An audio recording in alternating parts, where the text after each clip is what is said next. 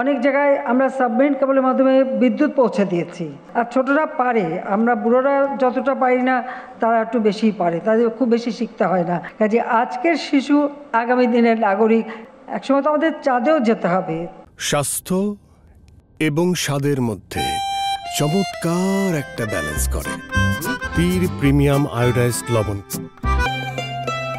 অনেক জায়গায় আমরা সাবমেরিন কেবলের মাধ্যমে বিদ্যুৎ পৌঁছে দিয়েছি বা সোলার প্যানেল দিচ্ছি, আর সেইভাবে যেন আমাদের এই স্যাটেলাইটের মাধ্যমে কিন্তু আজকে তথ্য যোগাযোগ প্রযুক্তি চালু হয়ে গেছে।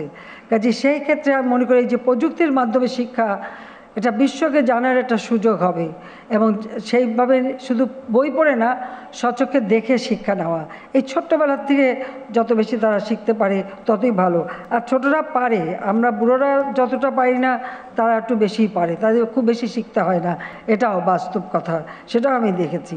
কাজে আমি এটাই বলবো যে সকলকে এইভাবেই এক হয়ে কাজ করলে আমরা এই দেশটাকে এগিয়ে নিয়ে যেতে পারবো। আজকে আমি এটাই চাই যে আমাদের বাংলাদেশ স্মার্ট বাংলাদেশ করে উঠবে, তাহলে আমাদের স্মার্ট সিটিজেন হবে, smart government, smart economy, smart society. অর্থাৎ এই যে প্রযুক্তি জ্ঞান সম্পন্ন দক্ষ জনশক্তি, এই ছোট্টবেলার থেকেই, শিশুকাল থেকেই ধীরে ধীরে তারা সেইভাবে গড়ে উঠবে, দেশপ্রেমে উদ্বুদ্ধ হবে, এবং দেশের উন্নয়নে তাদের চিন্তাভাবনা তারা আরও নতুন নতুন উদ্ভাবনী শক্তি দিয়েই দেশকে সামনের দিকে এগিয়ে নিয়ে যাবে, সেটাই আমি চাই। কাজে আজকের শিশু আগামী দিনের নাগরিক, যারা একদিন এদেশে কর্ণধার হবে।